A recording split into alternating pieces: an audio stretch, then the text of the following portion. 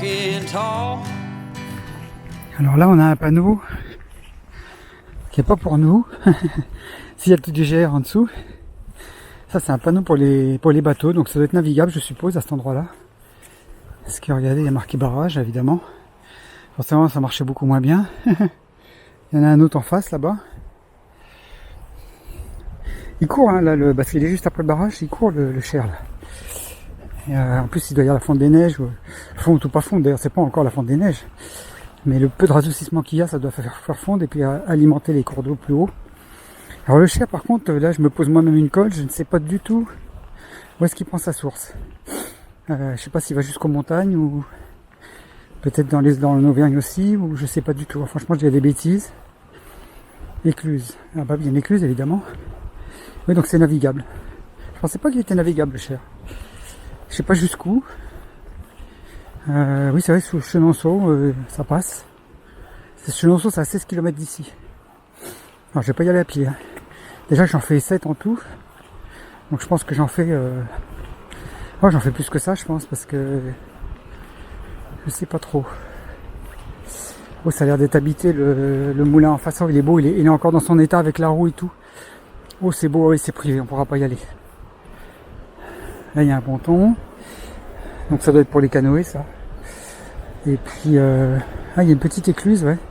Ah, mais qui n'a pas l'air d'être en service, oui, sinon c'est une écluse. Non, il n'est pas navigable actuellement. Ou par des bateaux à moteur, vraiment. Ah non, mais en fait, elle sert pas à l'écluse, c'est que ça passe comme ça. Ah, je sais pas trop quoi dire. Là, on est à Athée-sur-Cher, donc tous les gens qui sont pas croyants, faut pas venir ici. Enfin, faut venir ici. Comment on peut ne pas être croyant? Enfin, je l'ai été à un moment, hein, mais bon, j'avoue. Mais là, non, je suis revenu avec notre copain, pas de problème. Je sais qu'il nous protège. Vous savez, comme je vais souvent dans les églises. Alors, on est là, barrage de Nitray. Barrage de Nitray.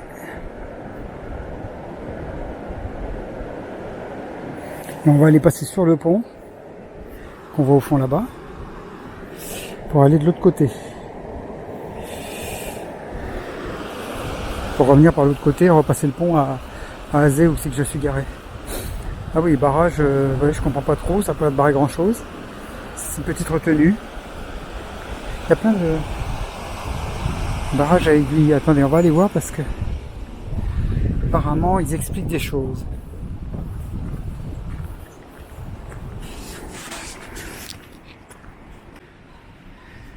Alors voilà.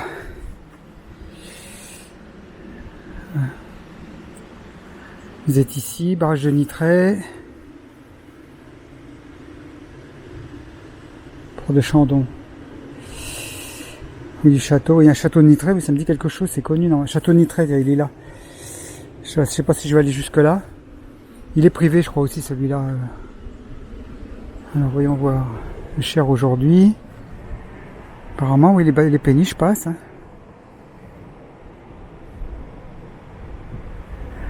L'état... Hein.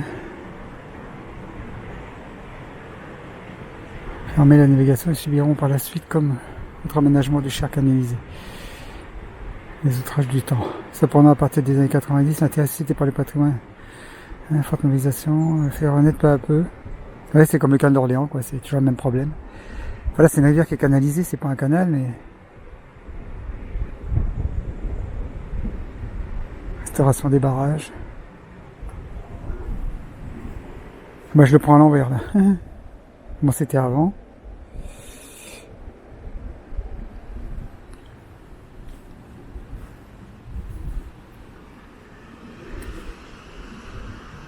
Maison éclusière. Moi, c'est une vie de canal. Hein. Alors, l'écluse du Cher. Barrage à aiguille, voilà. J'aurais dû tourner dans l'autre sens.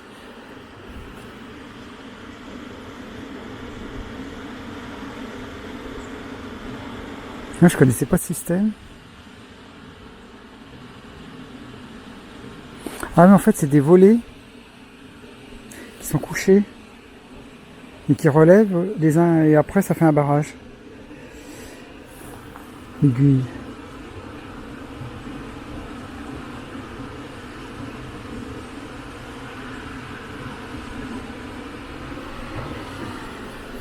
Ouais, ok.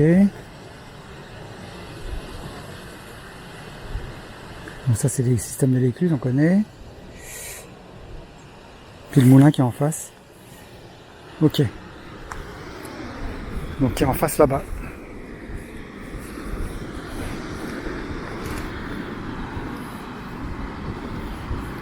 J'ai pas de zoom sur la caméra, hein, donc mais je pense que l'image devrait pas trop être mauvaise.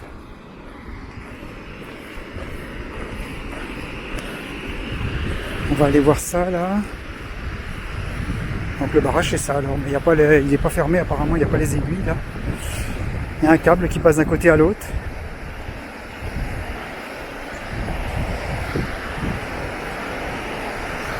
La force de l'eau quand même. Hein. Le moulin là, ça devait faire de la farine, hein, j'imagine. Hein. Après ça a servi aussi pour faire des usines qui marchaient avec l'eau, avec la marée, avec la. Ah les voilà les aiguilles. Ah c'est ça les aiguilles. C'est ça en fait les panneaux. Ouais c'est bizarre. Je comprends pas trop le fonctionnement, j'aurais dû lire à mon avis. J'aurais dû lire mieux.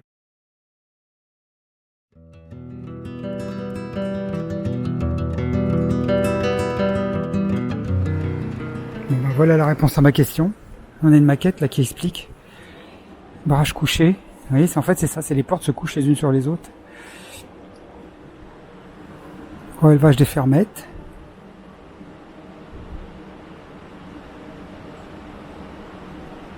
On va parler d'un boulot. Voilà, une fois relevé.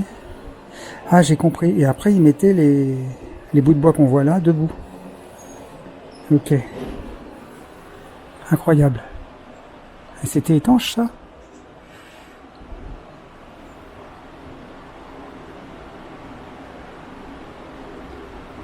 Ces longues barres de sable intermédiaires par une poignée facilité manuellement disposées à leur base d'une contre-longrine. Dans leur partie haute sur le tablier, l'ingéniosité humaine hein, quand même, hein, quand ils veulent.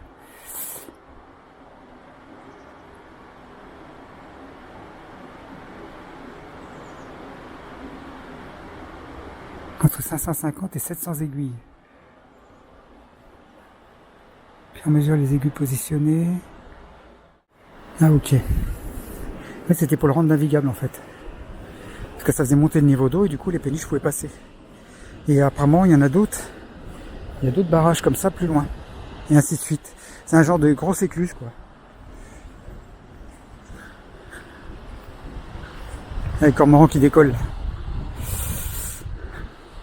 Il y a une petite toux, là. Je sais pas si ça s'appelle pareil ici, dans le Cher. Ah, c'est beau, là. Je crois que j'espère que ça a filmé parce que je crois que j'ai appuyé sur le bouton. Oh, j'espère que ça a filmé avant, mince. Donc on a une petite toux, comme je disais, là. Ah, faut que je la prévoise la petite caméra. Et puis, c'est beau là avec le soleil. Hop, donc la maison là où il y avait l'explication.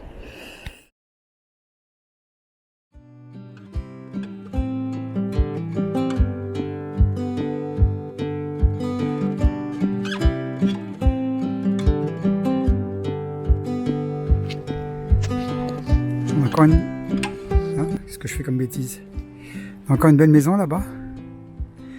Mais c'est caché par les arbres, mais il y a une belle tour ronde, genre prisonnier un peu. On voit qu'elle est bien aménagée la maison, elle est bien entretenue. Mais avec les arbres, c'est pas évident du tout. Je sais pas si on peut y aller d'ailleurs. Je vais redescendre de là. Vous voyez ça? Il y a des beaux arbres le long du Cher en tout cas.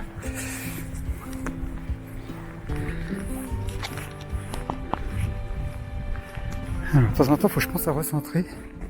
Là, c'est dommage qu'on n'a pas le zoom. Donc au loin là-bas, dans des arbres, vous voyez le pont. Bon, on va passer. On va aller de l'autre côté. Dans quelques minutes, on sera de l'autre côté. Ou peut-être une heure, j'en sais rien. Si je trouve d'autres choses à faire entre temps. Là, il y a l'air d'avoir un petit passage. Je pense que c'est par là le parcours. Il y a plein d'eau qui vient se déverser. Il est bien alimenté. Le Cher. Mais c'est à sec, là, c'est bon, on peut y aller. Ah si, on la voit mieux la maison là. Et là-haut, elle est belle hein. Il y a des beaux bâtiments par ici.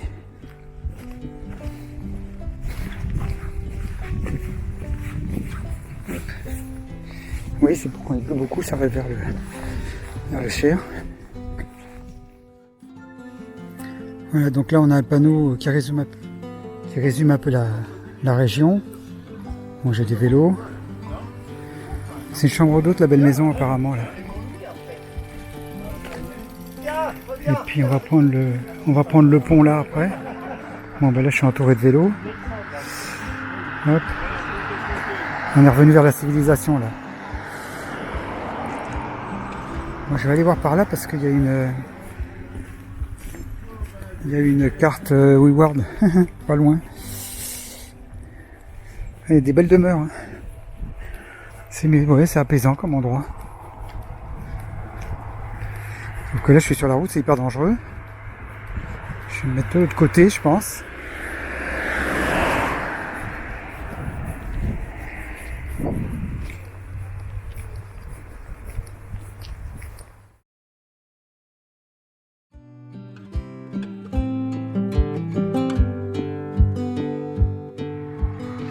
Donc là on a un autre panneau d'indication.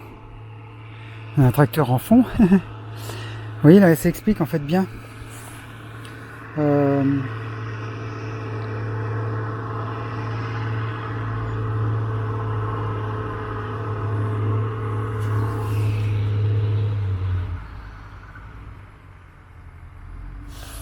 Oui, c'est pas évident de filmer en même temps. La caméra a du mal à suivre ce que je lui montre.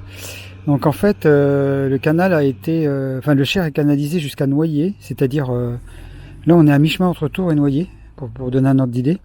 Et après c'est le canal du Berry qui reprend le relais. Et on arrive à Romorantin. Ah bah oui c'est vrai. Et donc en fait, oui je voyais pas ça comme ça, je me voyais pas si près de par là. Le canal du Berry, je l'ai croisé plusieurs fois, ouais. Il prend à partir de Noyer. Ça serait intéressant de voir le. Mais je me demande si je connais pas cet endroit-là d'ailleurs. Donc ça c'est le barrage de Nitré où on est allé tout à l'heure. Voilà, donc là on est ici. On est là. Et on va faire le tour pour repartir de l'autre côté. Je suis au plus loin de ma balade on va dire. Le temps, rendait que le temps se gâte. Ça se gâte, enfin en tout cas le soleil est parti. Il y a un petit quai là. Ça devait être grouillant de monde dans les années où tout ça c'était en service. Donc là on voit comme ça bouge pas du tout. Bon le week-end il doit y avoir des gens qui viennent visiter, mais se promener. Et on va repasser sur le pont là. On va passer sur ce pont là. En fait la caméra il faut que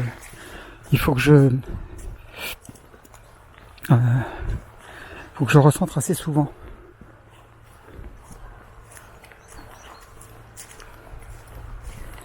Allez, on va passer sur le pont. Ah bah oui, de toute façon, je rallume un tout petit peu pour vous dire juste que j'ai plus de batterie tout simplement. Donc voilà, bon bah c'est pas grave. Je sais pas si avec la batterie portable ça irait, mais bon ça ira, c'était pour un premier essai. Faudra bien que je la charge à fond le prochain coup, c'est tout. Et voilà. Moi je vais prendre le reste avec le téléphone comme d'habitude. Petite serre, là il n'y a pas encore de jardin de fait. Hop. Pour monter sur le pont, il faut que j'aille par là par contre.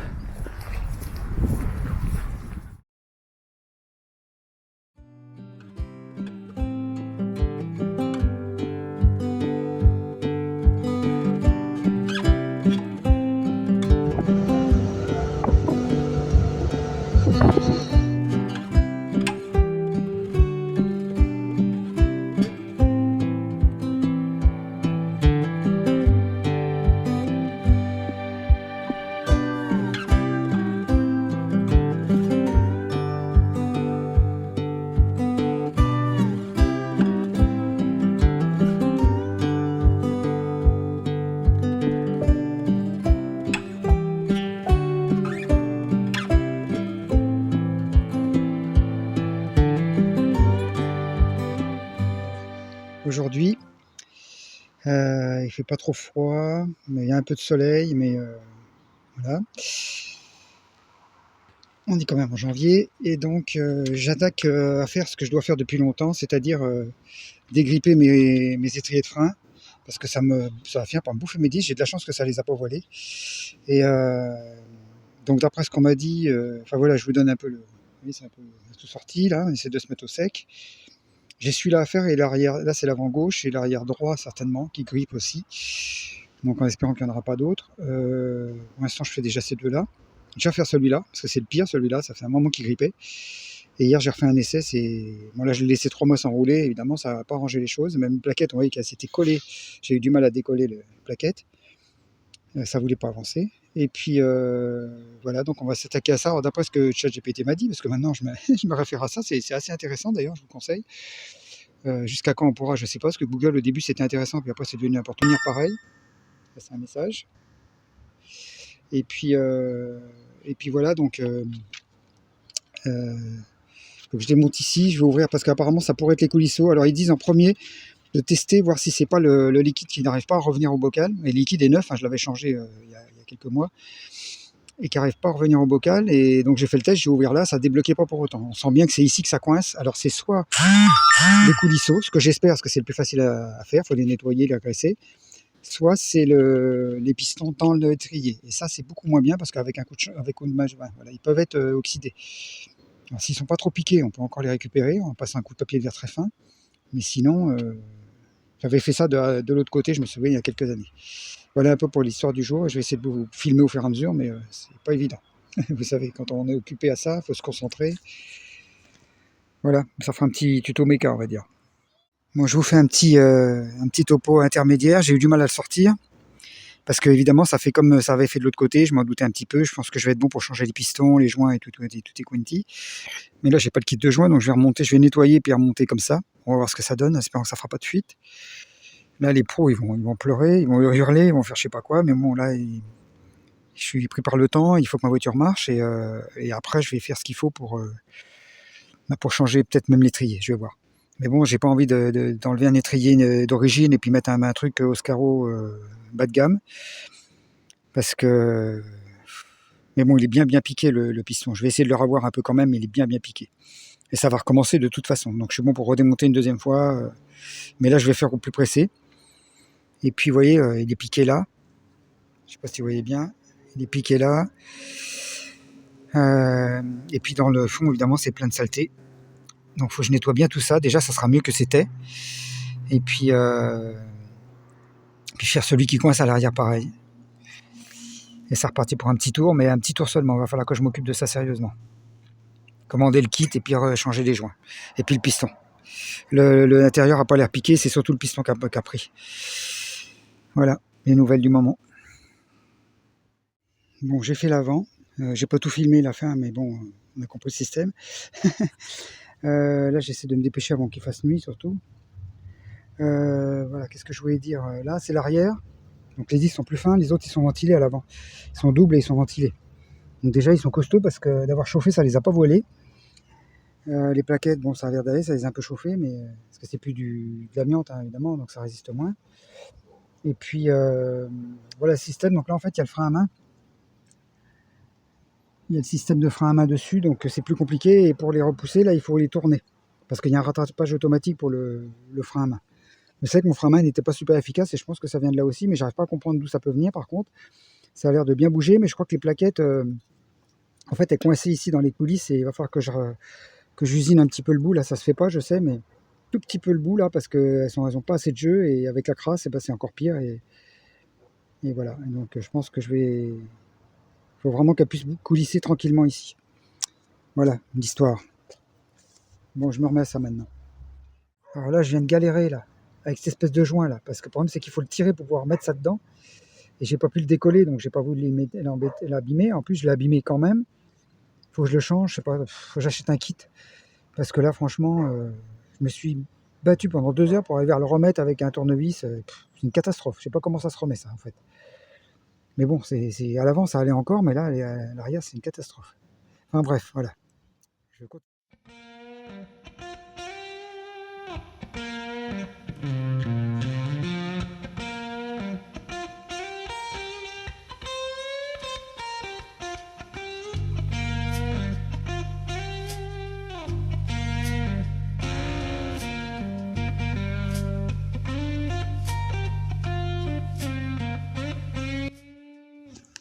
Pareil, alors vous allez dire ça se fait pas, mais j'avais un problème, c'est-à-dire qu'en fait c'est la fourchette dans la boîte qui doit être usée et qui fait que ça n'appuie plus assez sur le contacteur.